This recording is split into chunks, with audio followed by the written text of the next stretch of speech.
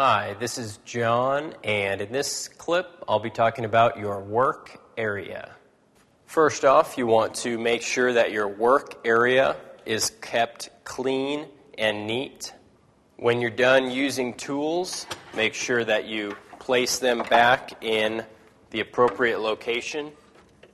It's always good to have a mop or a broom and clean the floor periodically while you're working.